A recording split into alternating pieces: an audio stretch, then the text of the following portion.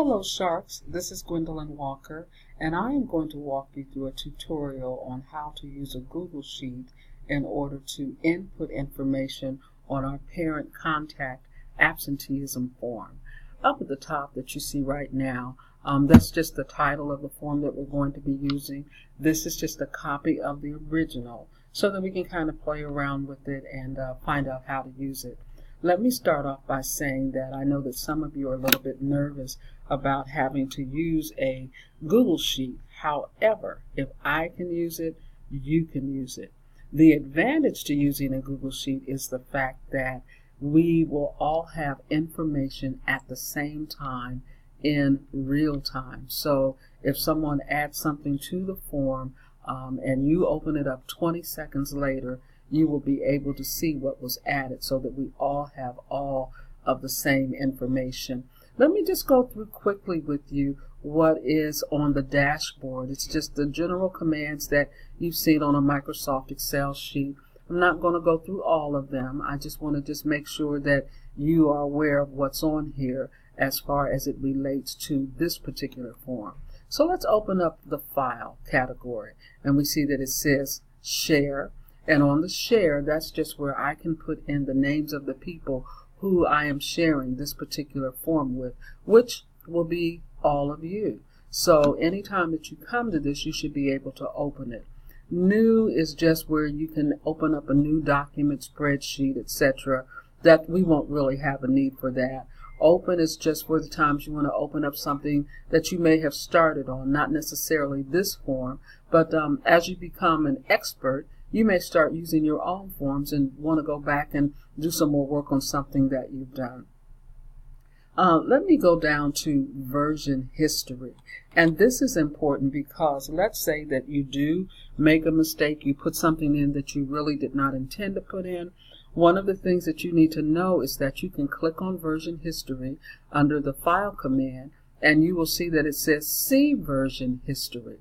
If you click on that, and there's nothing here now, so there's nothing to show you, but this is just to make you aware, if you click on that, it will take you back to all of the former revisions that you have made on this sheet. So that if you're not happy with where it is, or you did something you didn't want to do and you are not able to Control Z to erase it, to start it over again, at this point you can just choose an earlier version and click on that one and say I want to save that version instead. Move to trash.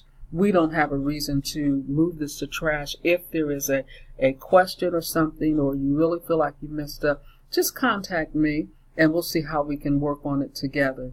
At the bottom it says print, and that's for those of you who may just want to print a hard copy, and there's absolutely nothing wrong with that. So I wanted to be sure that you knew that you had that option as well. Under the category of edit, the things that you may want to or will be using from one time or another is the undo and the redo.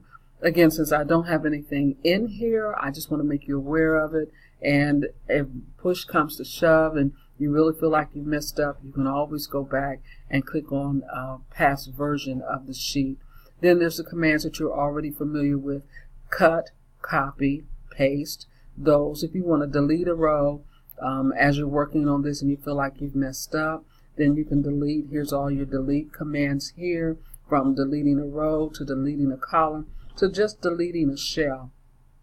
While we're here, I see that down here they also have clear notes.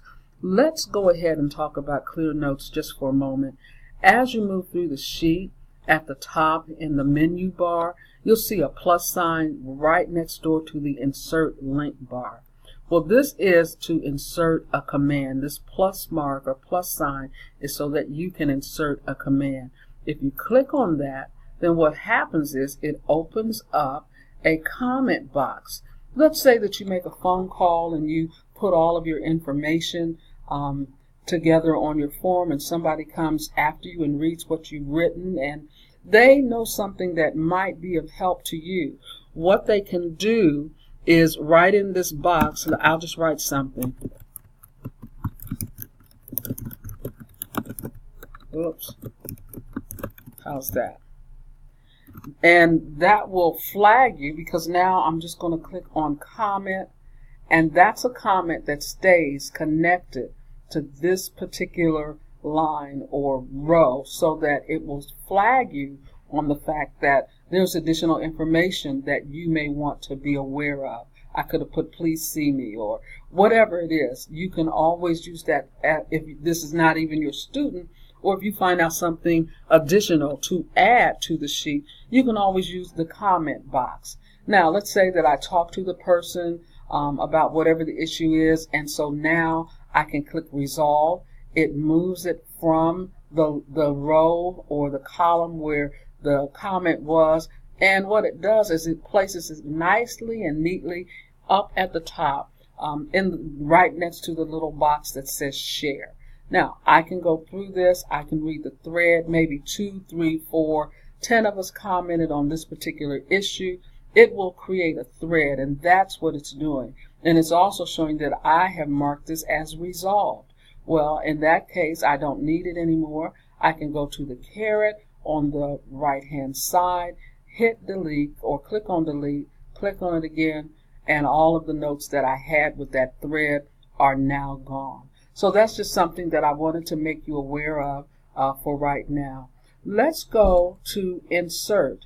And this is where you just basically, if you need to, for whatever reason, it lets you not only insert a row, but it wants you to be specific. Do you want to insert it above? Do you want to insert it below? If it's a column, do you want to insert it to the left or to the right? If it's just cells, do you want it up or do you want it down? Do you want it right?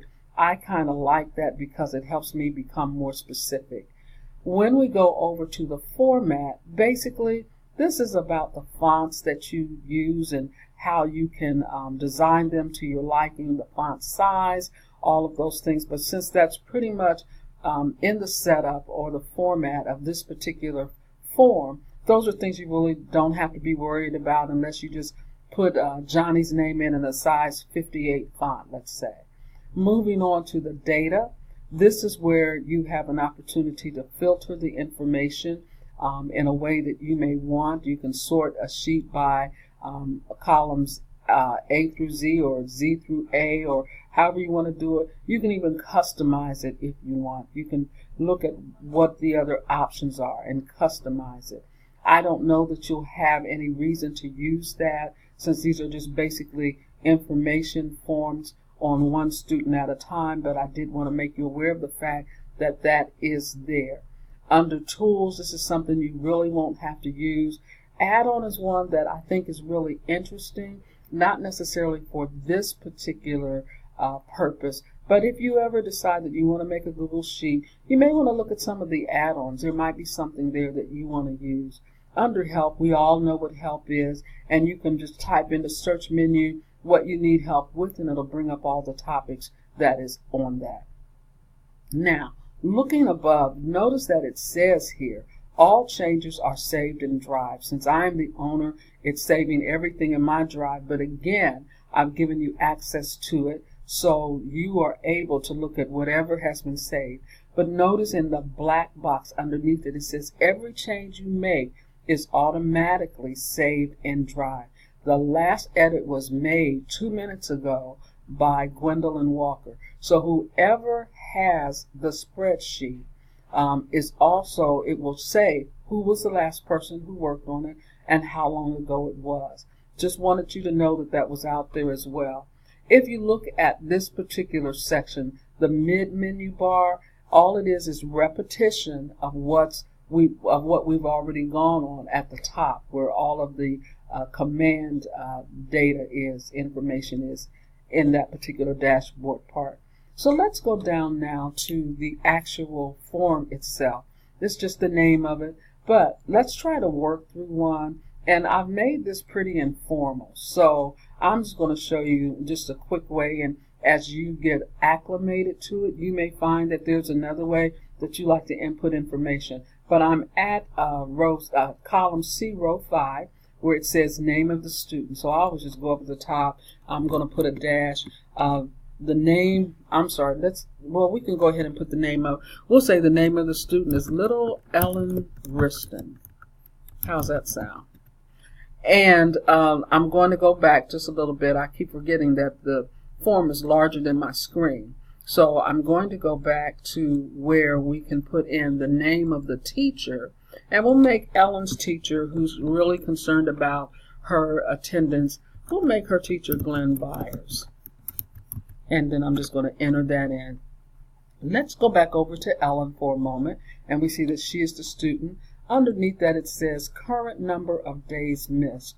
Those will be the number of days that she has acquired, not all together. It's not the cumulative total, but it's the total number of days you may be calling about. Maybe she's missed on this particular day or this week where you're making your calls. Maybe she's missed 3 days already this week, and doggone it, it's just Wednesday. So she's missed the first 3 days of the week. So that will give you information that you can pass on to the parent or guardian, as well as you can tell them the number of cumulative days that they've missed for the entire year. So that number is 17. So something is going on with little Ellen.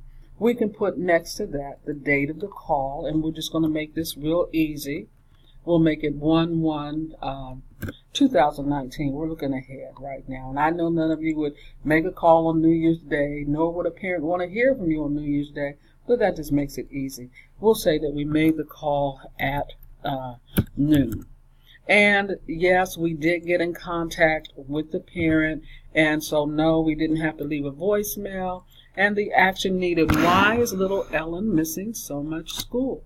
Well, we find out it's because she keeps missing the bus or the van because she gets out there too late. Outside, I really can't spell.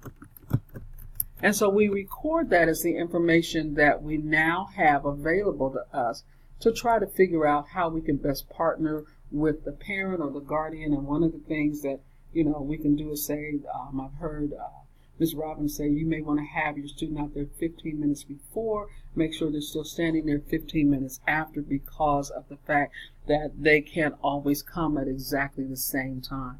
So as we go down, we can see that we can now put the reason for the absence. Maybe it was because the parent withheld the student, or maybe it was because of illness, personal or family, court appearance, medical appointment, and the list goes down. It's not too much longer. I think the last thing on here, transportation issue. So there we have it, and we can write a little bit more. There's been room left under all of these categories so that you can add additional information as you go on. You can check the reason over here in column A. You can do it with an asterisk, however you'd like to do that, but that's just to let you know that that is there. So just going down, we've seen that there are, the column has the reason for the absence. You can check all that apply. You can put on it any of the information that you think will help us in the process of trying to turn around the chronic absence of the student. So other than that, I think the only other thing that we miss really is to please provide parent or guardian feedback. And I'm sorry, that's the phone. I couldn't get around it. And you can see from here that you have plenty of space to write in that as well. So that's pretty much how this goes. Again, I just made it really simple. If you have any additional questions or comments that you want to make, you can always find me, email me, text me, and I'll be happy to help you. So thanks a lot. I'm really excited about what we are about to do, and good luck.